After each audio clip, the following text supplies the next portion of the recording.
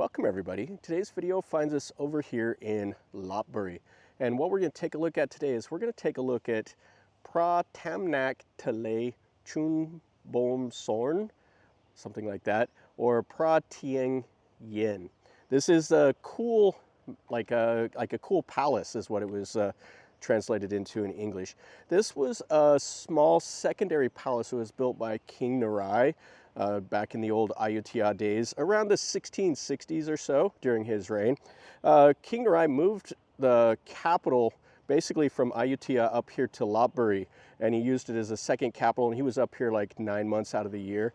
There was a couple reasons why, mainly from like fearing Dutch blockades and stuff like that. There was a little bit of conflict back then. But anyway, he came up here, he built a palace in the middle of this lake. He expanded the lake to provide water for the royal palace. It's about 5 kilometers away from here. So anyway, we're gonna walk through here. I'll show you. It's not a huge site, but it's kind of cool, and we'll kind of enjoy the day.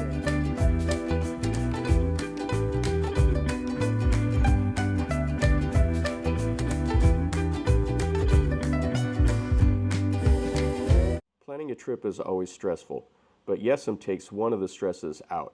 Open the Apple Store or the Google Store, search for Yesem, install the app, and then you can search your plans. They have regional, they have country specific, or they have worldwide, and you can have pay-as-you-go plans as well. Installing the app is super easy. First-time users use the code ENDLESS25 with a capital E, and it will save you up to 20%. It takes about 3 minutes. Just follow the simple instructions. You can activate the plan immediately or upon arrival. Then all you simply do is open up the settings, turn your line off, turn Yesem on. You can check your balance at any time through the app. And then when you're at the airport, just simply walk by all of the eSIMs and enjoy your holiday.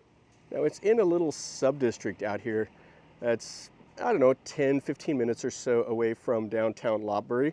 Easy to get over here by the scooter. And this is one of the sites, one of the 4 sites, the Prasamyot, the Wat Mahatat, and then the ambassador's residence, and this one here, the Phra Thinang Yen. And it's 200 baht if you want to do all 4 sites, or just 80 baht if you want one.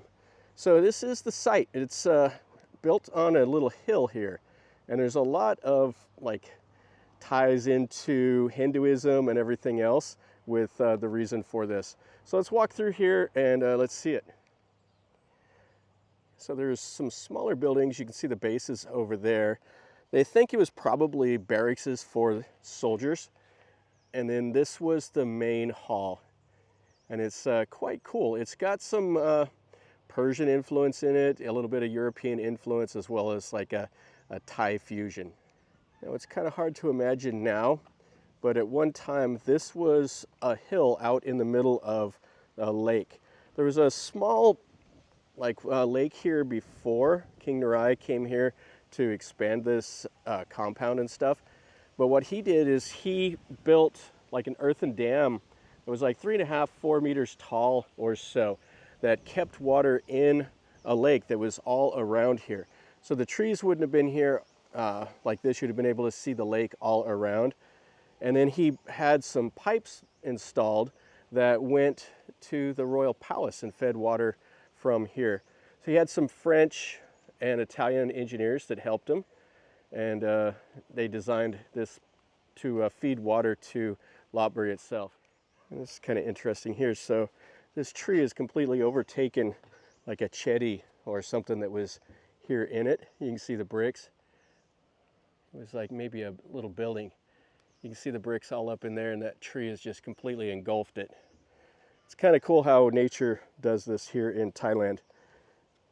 All these trees need is a little start and they just go crazy. And this is the main palace here. Now this was set up, what King Narai did is he loved to go out hunting on the back of his elephant. And so they actually have some platforms to mount the elephant into the little basket on the back from here. And then they had some other landings also.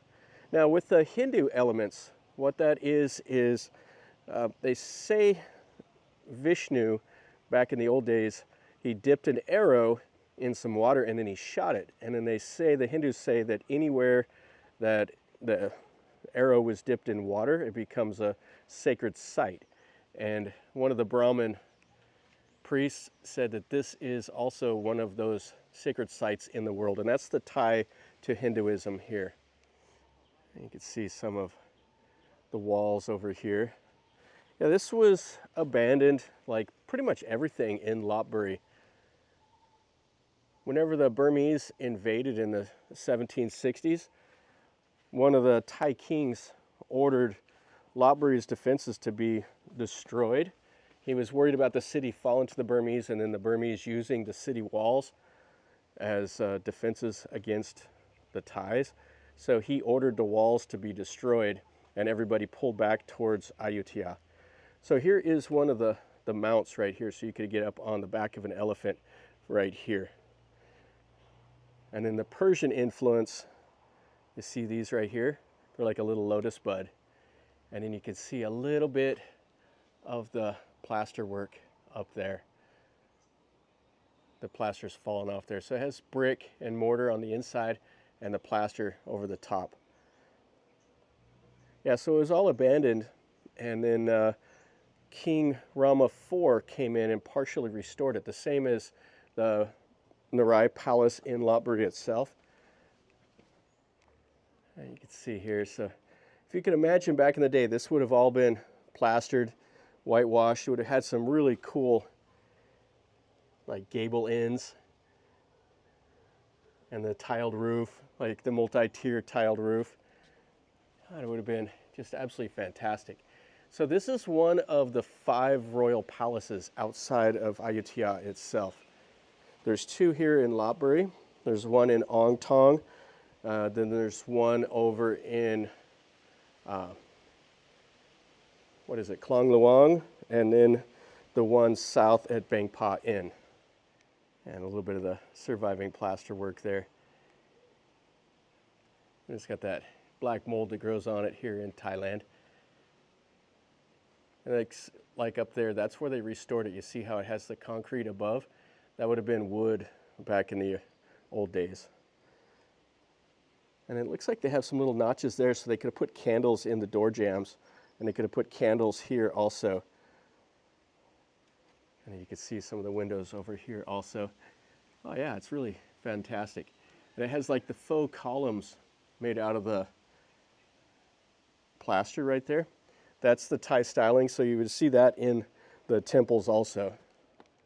You can see here, this is a multi-storied building. So right there, that little notch, that's where the floor would have been, and then you would have had a second story right up here. Yeah, there's not a whole lot to this. I just really like places like this. The Royal Palace here in Lopburi is one of the must-sees.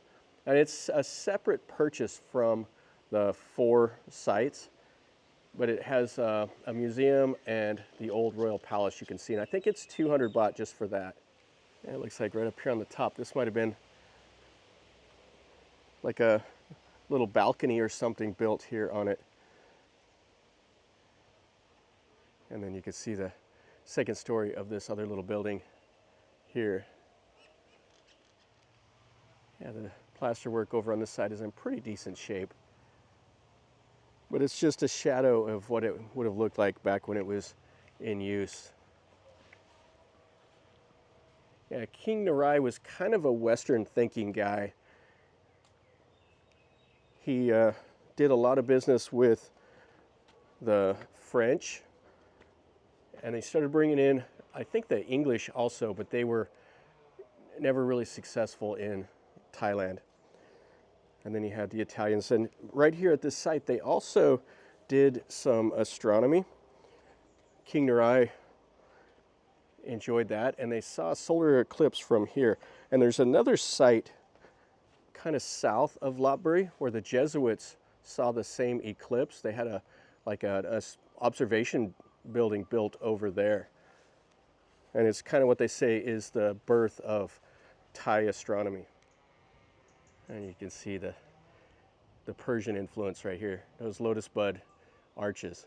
And you see how they do it. It's square on the back, and then they do kind of a faux, like a lotus flower on the front. Yeah, that's pretty much all. There's all the other auxiliary buildings and stuff like that out here. And you can't see the lake anymore, but you can see that it is up elevated here. You can see how the houses are down below. I don't think it floods anymore, but back in the old days, it was prone to flooding. Yeah, you can see another one of the platforms here. Bun's up there. She's wanting to get up on an elephant whenever it comes. Yeah, it's kind of cool how you see the styling right here at the base of the platform, or all around the platform for mounting the elephant. Yeah, so all out there, that is the lower level. So this would have been what they call the Glimmering Inland Sea. And that's also what gave it the name Yen Palace, which is like the cool palace. So they'd have had the breezes coming off of the lake here. Yeah, this is really nice. Like I said, it's not an overly large place. It's just kind of cool to see.